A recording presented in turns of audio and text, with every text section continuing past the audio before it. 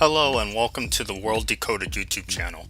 Lately, it seems to me that the only thing that politicians and news networks in the US are talking about is building a border wall on their southern border. Politicians are talking away on cable news and radio shows and such about how the Trump border wall would or would not work. And probably at this point most people feel like, "You can't do this to me, Mr. Plankton. If you think I'm gonna stand out there all day listening to..." when they hear the wall being discussed. This is probably due to the fact that politicians often fail to give any context or factual information on the wall's effectiveness, how much it would cost, and what the consequences or unintended consequences would be. And we'll try to answer some of these questions. So let's get started.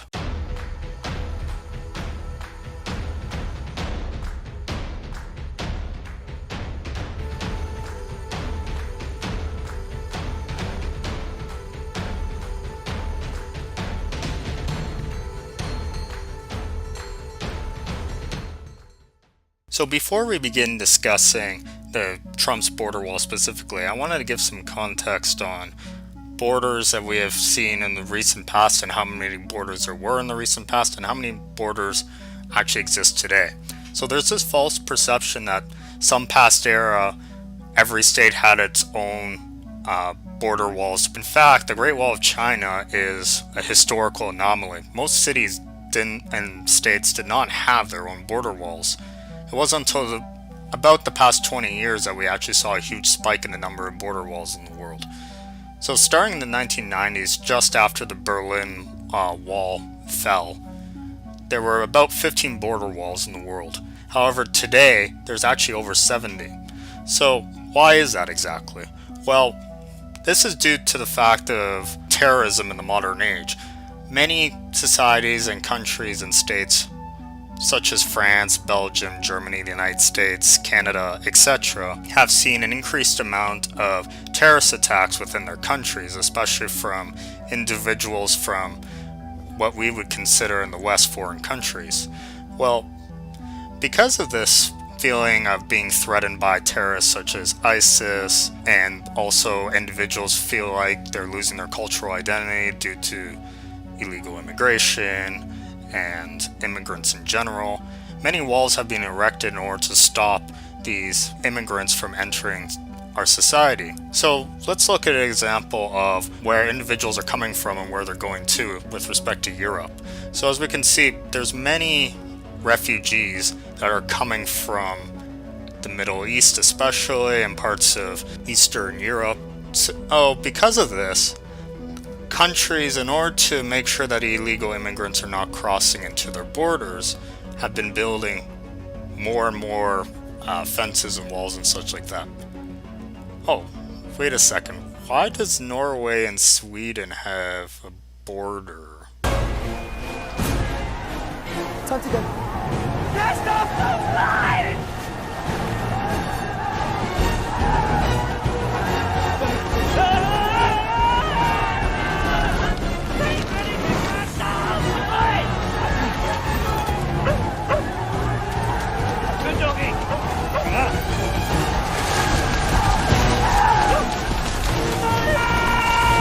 Well, I guess that's a story for another day. So anyways, as I was saying, most of these refugees, or what some people call illegal immigrants, are coming from Northern Africa and the Middle East. And the reason for this is because of the increased uncertainty and uprising and violence and civil wars that have been going on in these two regions of the world. For example, the most prominent one is probably from Syria, where many Syrian refugees are trying to escape Syria's civil war that's been going on for nearly half a decade now. And really, they're just trying to migrate to areas where there's more economic stability and less uprisings and violence. And they're doing this in order to, most of the time, have a better life. So which nations have walled off borders then? Well, most of the barriers are in Western Europe, Eastern Europe, and Asia. However, there are some border barriers in North America, South America, and Africa. Also worthy of note, only 25% of the world's population live in a country that do not have physical barriers at their border. Just think about that for a second. Holy shit. Now we'll look at some modern walls to see why they were built and how effective they've actually been. That way we can compare it to Trump's wall. Well, the first modern wall that was actually, or what a lot of people would consider the first modern wall of the 20th century, would be the Berlin Wall. When it was originally built in 1961, it was about 12 feet high and it was about 79 miles long, on which there was 65 miles of anti-vehicle trenches, 300 watchtowers, 250 guard towers, and over 20 bunkers. Moreover, it got a major overhaul in the 1970s in order to improve these facilities. Now, what was the reason for the Berlin Wall exactly? Well, if you remember anything from your history classes, it was mostly for the Russians, or back then the Soviet Union, to prevent East Germans from migrating over to Western Germany, more specifically West Berlin. Now, when we actually look at the statistics, before the Berlin Wall was constructed, from around 1945 all the way to 1961, there was about 3.5 million East Berliners that crossed over from East Berlin to West Berlin. And the communists were not exactly happy about this, so what they decided to do was build a border wall to prevent people from crossing from one side to the other. There was a huge reduction, over 90%, of how many immigrants crossed from East Germany to West Germany. So we can say that this wall overall was fairly effective up until when the Berlin Wall was destroyed in the late 1980s, early 1990s. So now, the next wall I want to look at is the West Bank, or Israeli wall, between Israel and the West Bank. So this wall was started to be constructed in 2002. It's about 25 feet tall, and really it was to prevent Israelis being attacked by terrorists from armed Palestinian organizations or terrorists. Now, in 2002 they started building the wall, like I said, and by 2012 about 63%, or 277 miles, of the border wall or fence was actually built. If we actually look at the statistics of Israeli deaths due to terrorism in general, you can see that when the border wall was starting to be constructed, there was about 70 Israeli deaths related to terrorism. However, at 2006, we can see that numbers dropped down to less than 5. So we can fairly say for certain that the wall was fairly successful in reducing the amount of terrorist-related deaths. So now let's look at Trump's border wall more specifically and see if it would work or not. Maybe I come around this side. No. Okay, maybe I come around this side. No. Okay, maybe I climb over top. No. You need help building more fence? Okay, come on over. Based off the evidence I gave prior, one could easily conclude that, yeah, the border wall should work. Like in some cases we saw over a 90% reduction in the amount of illegal border crossing. So in theory it should work, right? Well, yes and no. The evidence is actually mixed.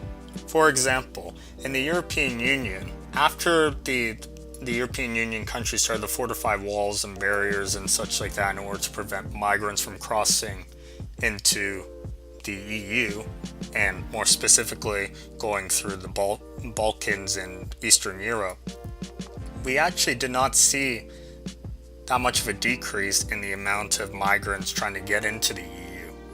In fact, most of them actually started to take unconventional routes and more dangerous routes, such as going through the Mediterranean Sea in order to get into Europe. Also, this has an ethical issue of the number of deaths that these migrants actually experience.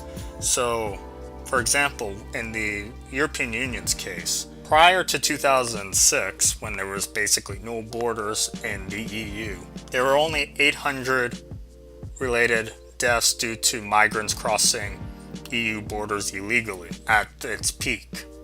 Whereas now in 2015 and 2016, we've easily seen 3,500 plus reported deaths of migrants trying to cross into the EU. Therefore, the deterrent strategy that the European Union have been implementing, which is trying to make it more difficult for these migrants to actually cross the border illegally, is actually not really working. In fact, it's just causing a staggering number of deaths due to the fact that there's a lack of safe and legal routes for these refugees to actually go through, thus making them use more dangerous routes in order to get into the European Union. Moreover, Trump's border wall will also have to deal with the added complication that migrants will try to use tunnels to get across the US-Mexico border. Now, tunnels are typically used for drug smuggling, but they also do create a significant vulnerability for any kind of physical barrier. For example, between 2007 and 2010, just to show how rampant this is, the Border Patrol found more than one tunnel per month on average. So really, all you're doing is increasing the rewards for successful tunneling, because then what these drug smugglers can do is they can also smuggle people through these tunnels. Moreover, if you're going to build a wall along the Mexican border, that means building it alongside the Rio Grande, which covers over 2/3 of the border between the United States and Mexico. In other words, it covers 2/3 of the 2,000-mile long border between those two countries. Therefore, if the government can't build the wall right along the river, they're going to have to use eminent domain to seize that land from Americans that actually own that land, as well as from the state of Texas, private citizens, and Native American tribes. Also, this would create thousands of acres of no man's land between the river and the wall, which would in turn destroy important wildlife corridors for already endangered animals. In addition, if the border wall or fence is not properly designed, it could actually cause severe flooding for both the United States and Mexico. In fact, even if a fence were to have holes, those holes could easily get clogged up by debris, which in turn would actually turn the fence into a dam. This dam could easily flood both American and Mexican cities that are along the border, which is not exactly great, is it? Finally, let's look at the economic costs associated with building Trump's border wall initially and actually maintaining Trump's border wall. So these estimates range all over the place, primarily due to the fact that Trump hasn't been very specific on the details of his border wall, but we can get a sense of how much it would actually cost based off some estimates that were published in reports. So according to an internal Department of Homeland Security report in February 2017, it concluded that it would cost about $21.6 billion for a series of fences and walls along the remaining stretch of the border. Furthermore, the Massachusetts Institute of Technology wrote up an estimate and said that the Trump's border wall would cost approximately $40 billion. Additionally, if we were to average the cost of Trump's wall over multiple studies, we find that the wall would cost $40 billion. However, this does not take into account the overrun costs associated with government-run construction projects. According to the Cato Institute, the average government-run project costs an average of 3.3-fold extra compared to what the initial estimate was. Therefore, Trump's border wall would actually cost more than $132 billion on average to build. Furthermore, if we take information from NAS data, we can conclude that illegal immigrants over their lifetime cause a physical drain of approximately $94,000 per illegal immigrant that crosses the border. Therefore, Trump's border wall would have to stop approximately 1.4 million illegal immigrants over its lifetime in order for it to save any amount of money for the American taxpayer. Furthermore, if we were to take data from the Department of Homeland Security, we can determine that approximately 350,000 illegal immigrants cross the US-Mexico border per year. Therefore, if we assume that the border wall would stop approximately 50% of illegal border crossings, one can then determine that the border wall would stop about 175,000 illegal border crossings per year. In turn, it would take Trump's border wall over 8 years to get enough savings in order for it to be worthwhile. So in summary, Trump's border wall is not the golden nugget that he makes it out to be. In actual fact, sure, it reduced some of the amount of illegal border crossings going to the US from Mexico, but it certainly would not actually solve the entire problem. For those of you that made it this far, I just want to say thank you for watching. If you liked this video, please remember to like, comment, share, and subscribe, and click the bell icon down below.